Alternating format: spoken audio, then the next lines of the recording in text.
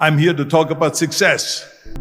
You see, if you don't have a vision of where you go, and if you don't have a goal where you go, you drift around and you never end up anywhere. I mean, as you know, I was born in 1947 in Austria after the Second World War.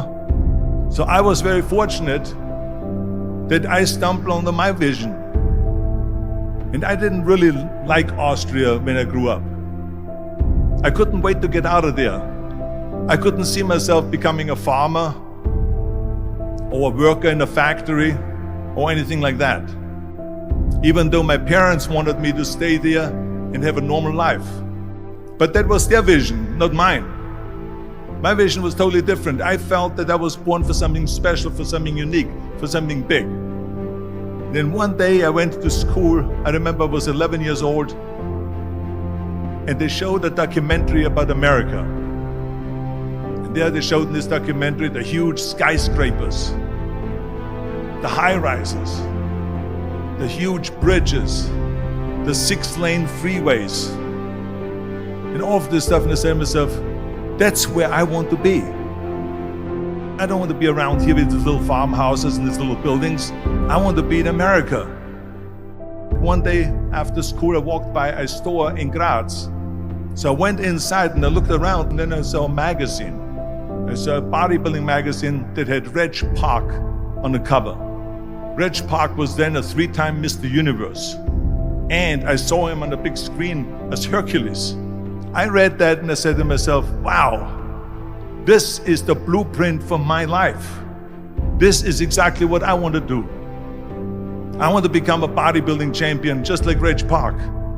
I want to get into movies just like Reg Park. And I want to make millions of dollars and be rich and famous just like Reg Park. Do you know how great it felt that I knew where I was going? Imagine the majority of people don't know where they're going. I knew where I was going, that I'm going to become this bodybuilding champion just like him. So it was just a question of how do you do it? I was so relieved, because when you have a goal, when you have a vision, everything becomes easy. So people always ask me, when they saw me in the gym in the pumping iron days, they say, why is it that you're working out so hard? 5 hours a day, 6 hours a day, and you have always a smile on your face. And I told people all the time, I said, because to me, I'm shooting for a goal. In front of me is the Mr. Universe title. So every rep that I do gets me closer to accomplishing that goal, to make this goal, this vision turn into reality.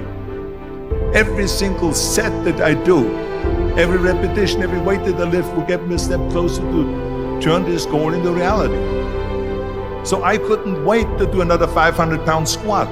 I couldn't wait to do another 500-pound bench press. I couldn't wait to do another 2,000 reps of sit-ups. I couldn't wait for the next exercise. At the age of 20, I went to London and I won the Mr. Universe contest as the youngest Mr. Universe ever. And it was because I had a goal. So let me tell you something, visualizing your goal and going after it makes it fun. You got to have a purpose no matter what you do in life. You got to have a purpose. 74% hate their job in America. Now there is not much different when you come to Europe. The majority of people don't like what they're doing, because they're really not doing it because they didn't have a goal and they followed this goal.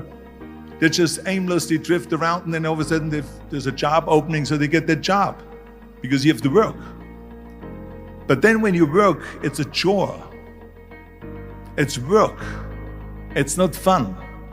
So if you think about, only a quarter of the people really enjoy what they're doing in life. That is unbelievable if you think about it. So I felt so blessed that I knew what I was doing. It's like a medical student that studies and knows he wants to become a doctor. You know where to go. And the same thing is also in politics. I remember that in politics, I had a very clear vision that I will be the leader of California. That's as far as I could go, because I was not born in America, so I could not run for president. So being the governor of the 5th largest state I should say the largest state, the fifth largest economy in the world, was for me really the ultimate title, the ultimate accomplishment in politics. So even though people came up to me and says, why don't you go and run for something smaller, you're never gonna make it. I ran for governor, and then 2 months later I became governor of the state of California. Again, because I had a very clear vision what I'm gonna do with California.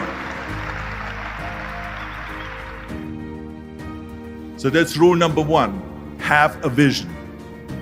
Rule number two is, don't listen to the naysayers. Don't listen to the naysayers.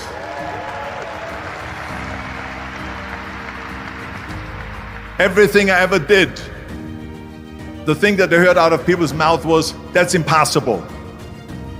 That can't be done. Or no. That is exactly what I heard, and of course I proved to the people that it can't be done. So whenever someone said to me, it can't be done, I heard, it can be done. When they said no, I heard yes. And when they said it's impossible, I heard, it is possible. I'm a strong believer of what Nelson Mandela said, that everything is always impossible until someone does it. Well, I'm gonna be the one, I said to myself, I'm gonna do it and I'm gonna show it to them. Maybe it has never been done before. That's perfectly fine with me. But I'm gonna do it. And I did not listen to the naysayers. It's all about the hard work that you put in. I said to myself, in bodybuilding I worked out 5-6 hours a day. I'm gonna do the same thing now for acting. And of course I went to college to study English. I studied the accent removal, acting classes, and all of this stuff, all day long. I worked and I worked and I worked. And within a short period of time, I made one movie called Hercules in New York, which of course went right into the toilet. But it didn't discourage me. I still had the same vision. And then all of a sudden I did Streets of San Francisco. I did Stay Hungry and Pumping Iron and The Villain. And then all of a sudden I was asked by Dino De Laurentiis and by Universal Studio to star in Conan the Barbarian. And after I did Conan the Barbarian, the director at the press conference said to the press, the director was John Milius. He said to the press, if we wouldn't have had Arnold, we would have had to build one. So think about that.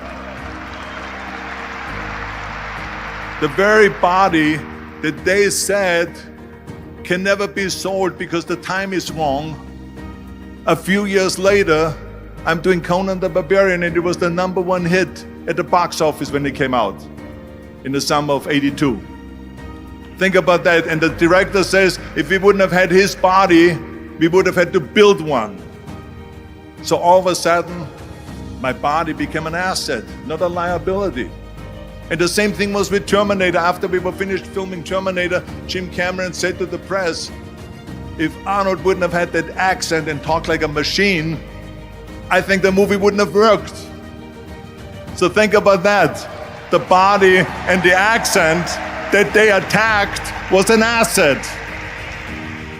But I didn't listen to those losers. I didn't listen to them at all. It's just the reality of it is that you cannot listen to the naysayers. So this is a very important lesson for all of you.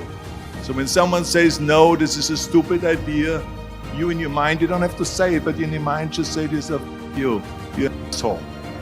What do you know?